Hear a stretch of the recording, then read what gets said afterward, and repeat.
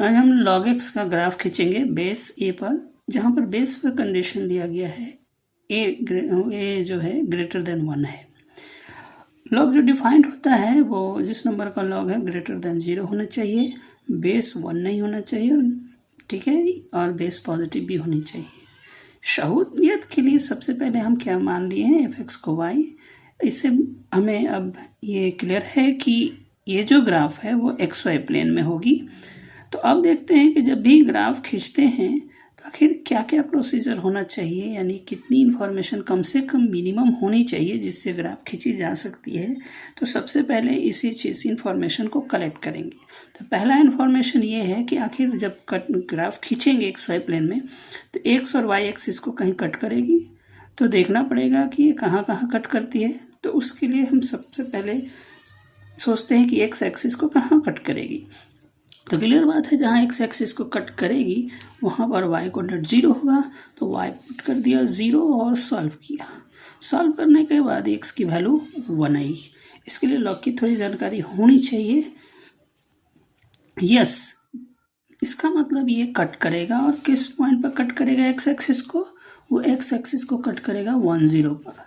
अब आते हैं फर्दर कि अब फिर देखना होगा कि जब एक्स एक्सिस को कट करेगा तो ये जानना होगा कि कहाँ पॉजिटिव होगी, यानी एक्स एक्सिस से ऊपर ग्राफ कहाँ होगी और एक्स एक्सिस के नीचे कहाँ होगी। इसके लिए क्या करेंगे, थोड़ा सा इनइक्वालिटी का भी यहाँ पर ज़रूरत पड़ेगा इसके लिए। तो अगर n1 बड़ा है n2 से तो लॉग लेने पर दोनों नंबर का अगर लॉग लिया जाए तो बेस जो है सेम बेस पर, और अगर बेस 1 से बड़ा है तो अगर ये नंबर बड़ा है तो इस नंबर का लॉग भी बड़ा होगा। ठीक वही जब 1 से छोटा होने पर नंबर बड़ा है तो उस नंबर का लॉग छोटा हो जाएगा, यानी कि इनइक्वालिटी पलट जाएगी। जिस नंबर का लॉग है वही बेस है तो 1 होगी, और 1 का लॉग बेस ए पर 0 होगा। बेस पर जो कंडीशन है वो है।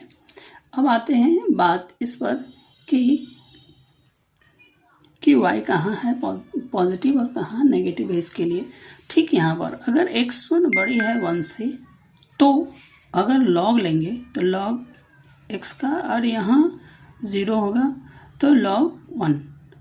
तो इससे क्या होगा कि इससे बात पता चला कि log 1 की वैल्यू बेस ए पर 0 होती है।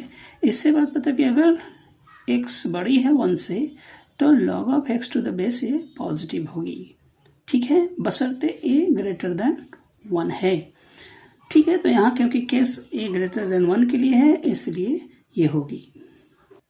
और इन्फॉर्मेशन दिया गया है कि अगर वे 1 से छोटी होगी तो log x to the base a छोटी होगी, वही बेस 1 से बड़ा है तो log x to the base a 0 होगी जब x 1 होगी, और ग्रेटर देन 1 होगी तो आपने देखा है कि पॉजिटिव होगी।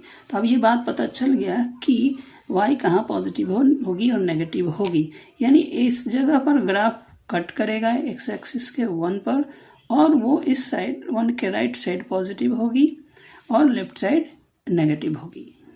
दूसरा सवाल होता है कि y एक्सिस को कहाँ कट करेगी, तो y एक्सिस को ये कट नहीं करेगी क्योंकि उसके लिए x पुट करना होगा 0, और x 0 के लिए डिफाइंड है नहीं। तो अनडिफाइंड का मीनिंग यही हुआ कि y एक्सिस को ग्राफ नहीं कट करेगी। इससे बात पता चला कि y एक्सिस के टू द राइट साइड रहेगी या लेफ्ट साइड, लेकिन ये राइट साइड रहेगी क्योंकि x ग्रेटर देन 0 है। तो अब एकदम इतना तो पता चल गया है कि log x का ग्राफ थोड़ा थोड़ा दिखने लगा है कि किस तरह का होना चाहिए कुछ कुछ, यानी x एक्सिस y एक्सिस के दाहिने तरफ होगी, और इतना ज़रूर है कि x एक्सिस को क्रॉस करेगी। अब आते हैं आगे।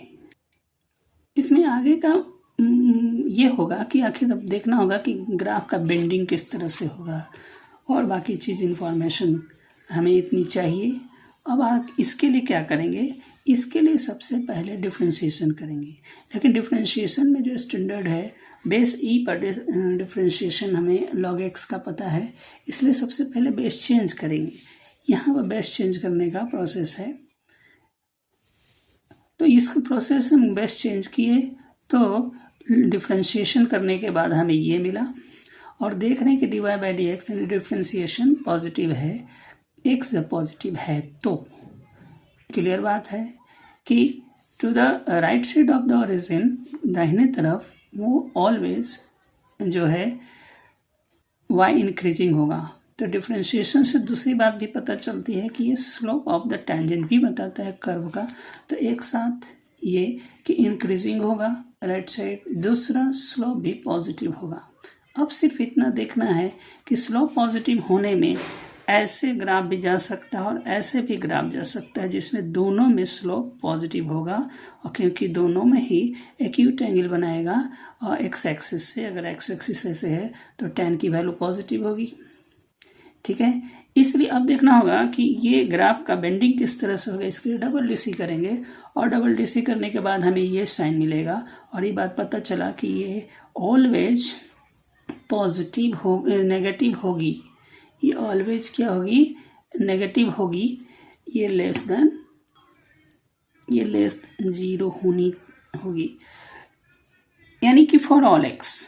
अब बात क्या पता चला कि सिंगल डीसी से बात पता चलता है कि ये पॉजिटिव होगी, और डबल डीसी से बात पता चलता है कि ये नेगेटिव। नेगेटिव का मतलब है कि स्लोप तो पॉजिटिव तो होगी लेकिन पॉजिटिव रहते हुए घटेगी। ठीक उसी तरह से जैसे डीसी के डिफरेंशिएशन का साइन पॉजिटिव होने से बात पता चला y इंक्रीज करेगी, ठीक उसके डबल डीसी से बात पता चला कि स्लोप जो होगी वो पॉजिटिव तो रहेगी लेकिन पॉजिटिव रहते हुए घटेगी। ये बात दिमाग में सवाल ये चल सकता है कि आखिर इसका साइन जो है पॉजिटिव कैसे हुआ। तो क्योंकि इसका साइन तो इस पर भी डिपेंड करेगा, इस पर भी डिपेंड करेगा। तो इसका जवाब ये है कि जब a 1 से बड़ी है तो बेस जो है अगर सेम लिया जाए, 1 से बड़ा लिया जाए तो इनइक्वालिटी सेम रहेगी और log 1 की वैल्यू 0 होगी, और ये बात पता चलता है कि इट इज़ ग्रेटर दैन 0 होगी, यानी कि पॉजिटिव होगी। इससे बात पता चला कि ये ऑलवेज पॉजिटिव होगी फॉर ग्रेटर दैन 0। अब आते हैं कि ड्रॉ कैसे होगा। देखिए यहाँ पर ग्राफ को देखिए 1 0 पर कट किया है, देखिए यानी कि एक्स एक्सिस को क्रॉस किया। अब क्योंकि दूसरी बात ये है देखना था, जो ऊपर पॉजिटिव था 1 के बाद दाहिने side to the right side of 1 positive था, तो देखिए y सारा पॉजिटिव है। अब इस साइड नेगेटिव था तो नेगेटिव है। दूसरा कि इसमें जो टेंजेंट कहीं भी खींचिएगा तो देखिए नेचर टेंजेंट का वो पॉजिटिव तो है, पॉजिटिव रहकर घट रही है। हर जगह टेंजेंट एक्स एक्सिस से एक्यूट एंगल बना रही है। ठीक है, इधर और x टेंस टू अगर 0 होती है तो टेंस टू ये माइनस इन्फिनिटी होगी, इस तरफ जाएगी ग्राफ। मतलब ये क्रॉस तो कभी y एक्सिस को नहीं करेगी लेकिन क्लोजर होती जाएगी इस तरह से। इसमें एक और मार्केबल पॉइंट है कि ये ग्राफ खींचते वक्त इतनी खींचनी चाहिए कि ऑलवेज पॉजिटिव रहे स्लोप। ये पैरेलल नहीं होनी चाहिए, क्योंकि पैरेलल होने का मतलब स्लोप अनडिफाइंड होगा, और आपने देखा dy/dx में एग्जैक्टली 0 पर डिफाइंड होना चाहिए, लेकिन आप देखें कि लॉग वहाँ तो डिफाइंड ही नहीं होती है, यानी लॉग इसमें x बराबर 0 है ही नहीं। तो ये काफ़ी क्लोज अगर हो, यानी कि अगर हम बात पहले से करें काफ़ी नज़दीक, तो कहीं ना कहीं माइनस इन्फिनिटी पर होगी और आगे बढ़ रही है और वो इंक्रीज़ कर रही है। y अभी इधर इतना दूर में सब नेगेटिव है, नेगेटिव रहते इंक्रीज़ कर रहे, फिर इधर y पॉजिटिव हो रहकर इंक्रीज़ कर रही है, जो होना ही चाहिए था। स्लोप देखिए ऑलवेज हर जगह एक्यूट एंगल बननी चाहिए, एग्जैक्ट ऐसा नहीं होगी, इसलिए टर्निंग थोड़ा सा बेंडिंग ऐसा दिखना चाहिए। इसलिए ग्राफ वहीं से खींचे जहाँ से आप क्लियर दिखला सकते हैं, ड्रॉ कर सकते हैं कि हाँ इसका ध्यान रखा गया है कि स्लोप ऑलवेज पॉजिटिव होगी। देखिए ऑलवेज। साथ ही साथ ये भी ध्यान रखना होगा कि क्या ये ग्राफ हमको इस तरह से ऐसे बेंड करते करते एक्स के पैरेलल होगा। तो इसका जवाब ये है कि एक्स के पैरेलल होने का मतलब स्लोप 0 हो जाना, और स्लोप 0 इसलिए नहीं होगा क्योंकि उसके लिए डिफरेंशिएशन में जो आप देखें हैं डिनोमिनेटर सारा टर्म है, ऊपर dy/dx 0 होने के लिए ऊपर कुछ होना चाहिए x के टर्म्स में, जो कि कभी 0 नहीं है, इसलिए ऐसा भी नहीं होगा। इसलिए दोनों बातें ध्यान रखनी होगी। Thank you for watching.